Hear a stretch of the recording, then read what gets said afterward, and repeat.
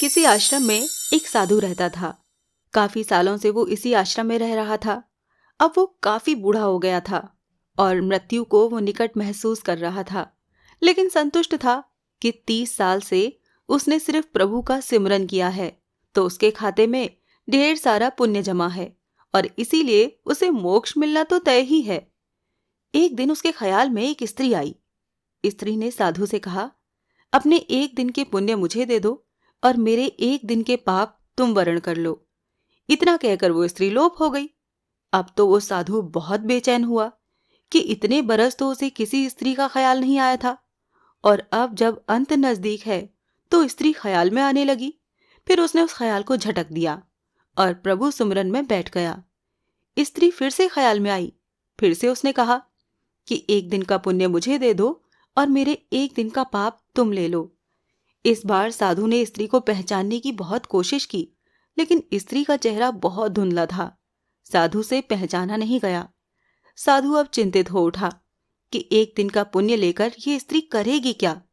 हो न हो ये स्त्री कष्ट में है, लेकिन गुरुजी ने कहा हुआ है कि आपके पुण्य ही आपकी असल पूंजी हैं और ये किसी को कभी दे मत बैठना।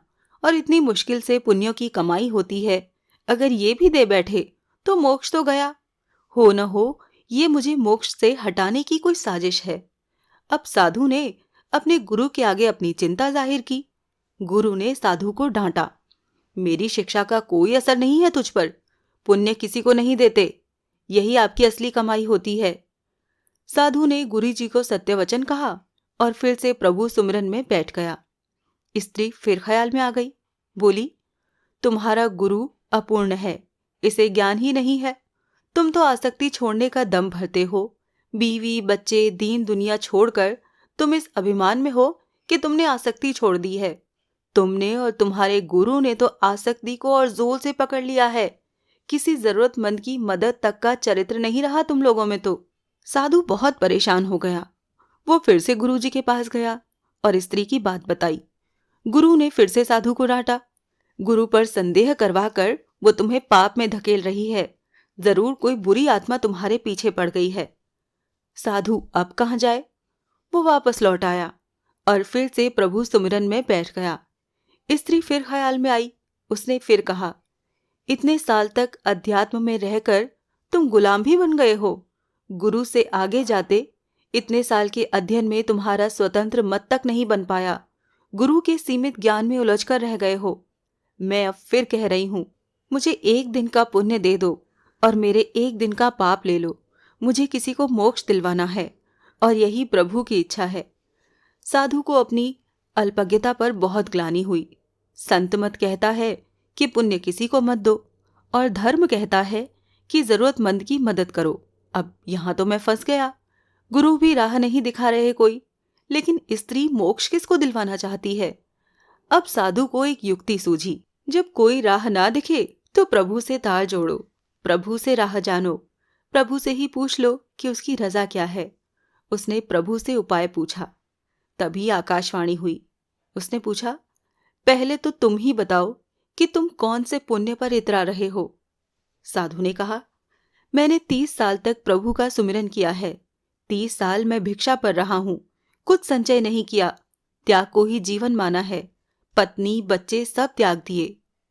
वाणी ने कहा, तुमने 30 बरस तक कोई उपयोगी काम नहीं किया, कोई रचनात्मक काम नहीं किया। दूसरों का कमाया और बनाया हुआ खाया। राम राम अल्लाह अल्लाह से पुण्य कैसे इकट्ठे होते हैं मुझे नहीं पता। रुपया रुपया अगर तुम जपते रहते तो क्या तुम्हारा बैंक खाता भर जाएगा रुपयों से। तुम्हारे खाते में शून्य पुण्य है।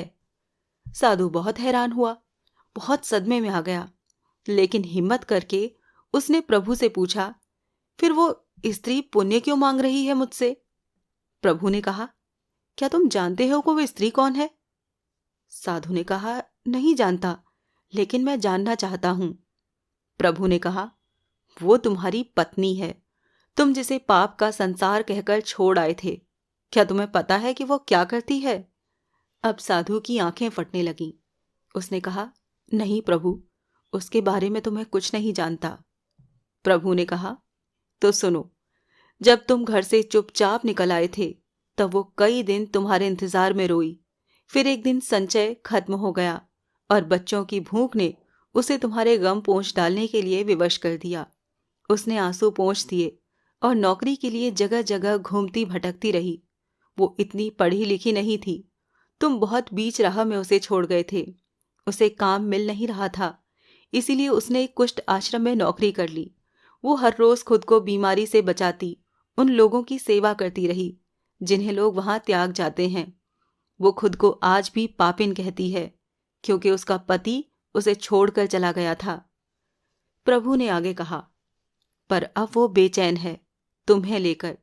उसे बहुत दिनों से आभास होने लगा है कि उसका पति मरने वाला है। वो बस यही चाहती है कि उसके पति को मोक्ष मिले, क्योंकि जिसके लिए वो घर तक छोड़ के चला गया था। उसने बारंबार प्रभु को अर्जी लगाई कि प्रभु, मुझ पापिन की जिंदगी काम आ जाए तो ले लो, पर उन्हें मोक्ष जरूर देना। मैंने कहा उसे कि अपना एक दिन उसे दे दो, तो कहती है मेरे खाते में पुण्य कहाँ है।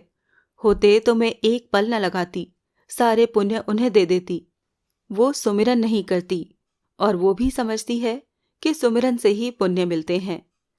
मैंने उसे नहीं बताया कि तुम्हारे पास अथाह पुण्य जमा है। पुण्य सुमिरन से नहीं आता। मैंने उसे कहा कि एक साधु है, उससे एक दिन के पुण्य मांग लो, अपने एक दिन के पाप देकर।